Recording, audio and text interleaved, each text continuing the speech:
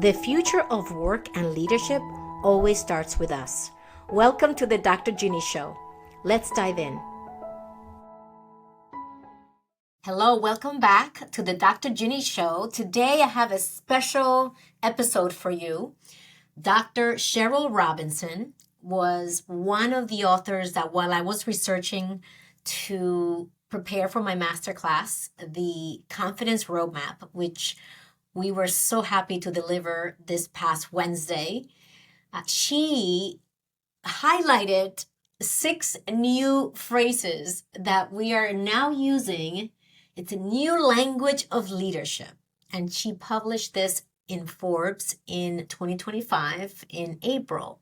And I wanted to bring this to you because we hear these phrases often, and many times we are using them innocently, and I want to introduce you to these new concepts because I believe that as we evolve as leaders, we're constantly learning. Everything I learn, I bring to our community. And likewise, you as a learner most typically also share the things that you learn with your team.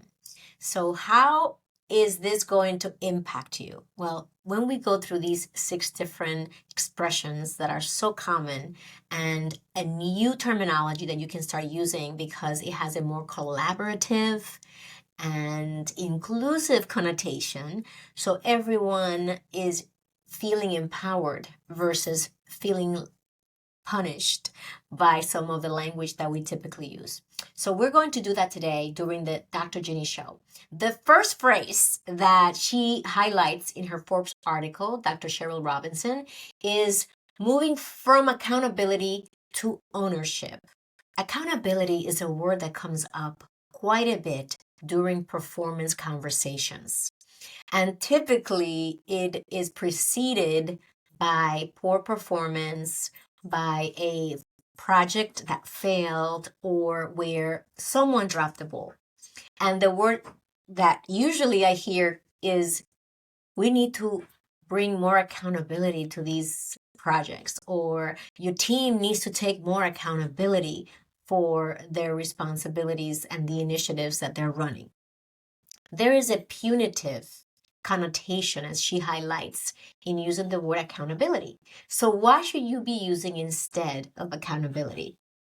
What we should be moving toward is the word ownership. Ownership implies shared responsibility from a place of collaboration, not a place of punishment. So that's the first phrase that we're going to play around with.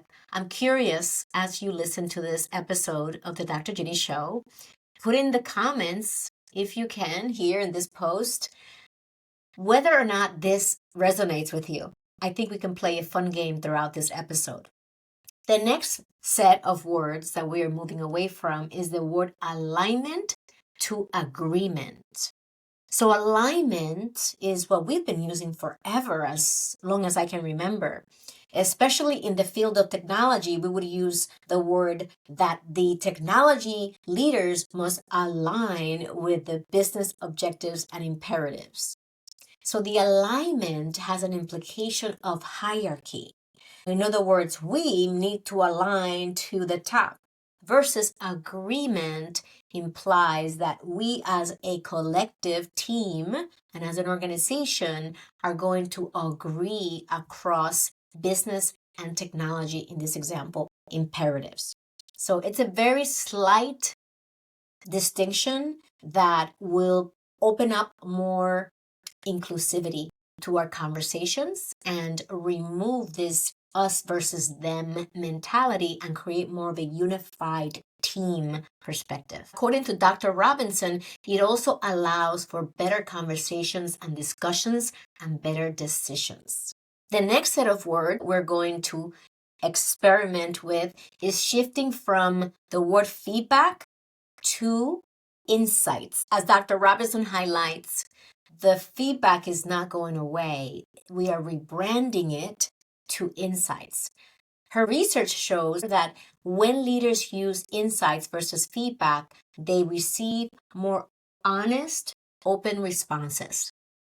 And feedback feels like a performance review versus insights come across as an opportunity to grow. It is a subtle linguistic shift with major cultural implications. The next one is one that I'm really excited about. We're shifting from employee to contributor or team member. I do use team member quite a bit. And when I refer to discussions with team members, I usually talk about contributions. So, contributor sounds like a very appropriate term to use when addressing or referring to our talent. So, what do you think about this one? Shifting from employee, which is kind of transactional, kind of like check the box, an asset, a thing, versus a contributor or team member. Let's see what that would create in your culture. Dr. Robinson's feedback is that as work becomes more fluid and purpose driven, how we refer to people matters more than ever. The next phrase we're going to revisit is we're going to shift from work life balance to work life harmony. I'll give you my explanation of that one. I've been using life work integration between your work and your personal life.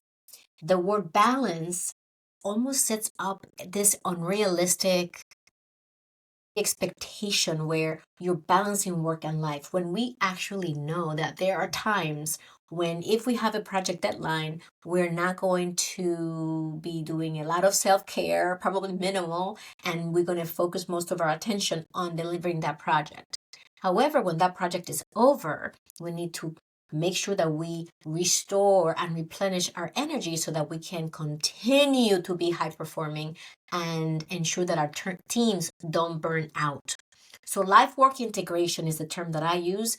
They're suggesting that we start using work life harmony. It also recognizes that life isn't something that we fit in. It's actually the foundation that work is built on. And the last set of phrases that we're playing with in this episode are managing to mentoring. So shifting from using the word I manage a team to I mentor my team. I use this quite a bit. I have been coaching my clients, and one of the responsibilities as leaders is to mentor and coach our teams. When we are mentoring them, we are guiding them, and we're also creating a safe space and container with psychological safety where they feel free to express what is going on without fear of judgment or repercussion. When we are mentoring someone, as a coach as well, we are open, we are receptive, we are listening on all levels, and we are listening from a place of non-judgment. Now, if you happen to be under a crunch and there's very little time to do what needs to be done, we tend not to mentor or coach. We tend to tell, do this, do that. And so we are losing some opportunity there to support our team, our talent, our contributors to regulate their nervous system, especially during pressure cooker moments. When there's a lot happening, there's a lot of deadlines. And when we lose those opportunities to mentor them, the one thing that I would say to try as a tool is to take a breath. When you take a breath, you let your nervous system relax. And rather than do rapid fire instructions of what to do next, you would focus instead on asking them empowering questions.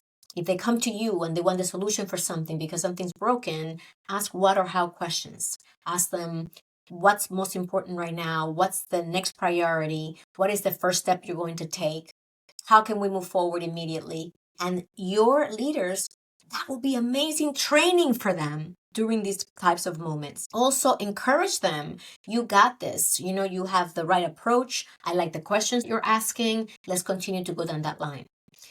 That is what we do as leaders. So I want to hear from you.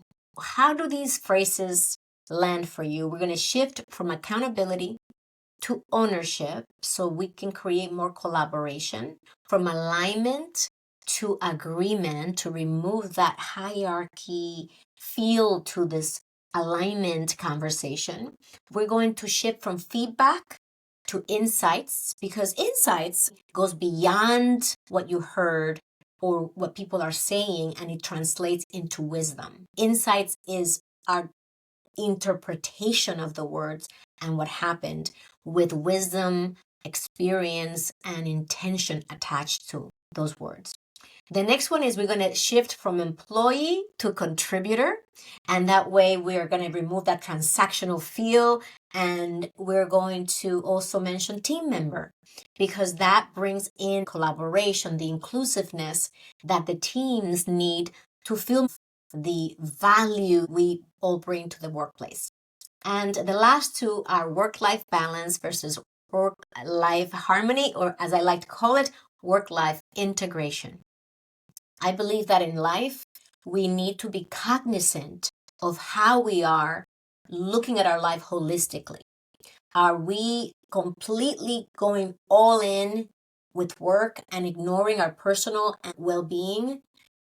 Or are we flipping that, where we are so focused on our well-being that we're not being productive? The key, in my opinion, and as a coach, an experience of over 30 years, is to integrate the two worlds so that we find time, at least in my case, in the morning to do a 30-minute walk, to work out. If I have a masterclass like I did this week with our Elevate masterclass, then I am going to move that workout from the morning to the afternoon after I'm done, so that I can prepare and feel confident and ready for my presentation. But at the end of the day, even if that Wednesday was not my traditional Wednesday, I know that Thursday, Friday, and Saturday, I'm going to take the time to do those workouts and to integrate my work with my life, because that's how I get to show up at my best. And the last term we're going to shift is from managing to mentoring our teams, and to show support rather than supervision. In today's world of a hybrid workplace and having people in different places, it's not about monitoring tasks. It's more about supporting them in completing the work and the projects that we are all here to complete. So let me know how this lands for you. And as I cover my masterclass this week on the confidence roadmap, I was so pleased to see the people who showed up to the masterclass, because every time I put together content, especially on a topic that I can sense that many leaders struggle with, we learned from each other that confidence is a skill that you can develop. And usually it comes from a few ways. For example, for me is preparation. It is understanding the topic that I'm presenting. It is watching myself presenting it, doing a very empowering critique of what I'm seeing, and then practicing again. Confidence also requires clarity, and it requires care. We must have clarity around the message we are about to share with people, and we must care about the audience that we are presenting to and understand them deeply. What do they care about? What are their concerns? What are their worries and their questions? So that what we prepare for them with intention answers those questions and gives them certainty, which is one of the human needs. So confidence, if you are a leader who is especially in transition and you are exposed now to an interview process or meeting new leaders and interviewing for this new role that you may want, or if you're someone who's elevating within your organization, having more confidence and showing up in a very confident way is going to support you in achieving those goals.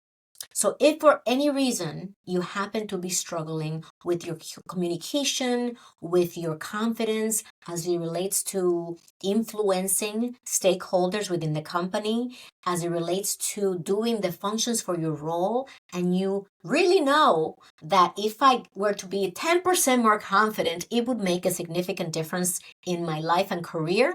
Let's connect, and I would love to support you by hosting you in a 45-minute strategy session. During that session, what I do is I surface the top 3 challenges you're currently facing.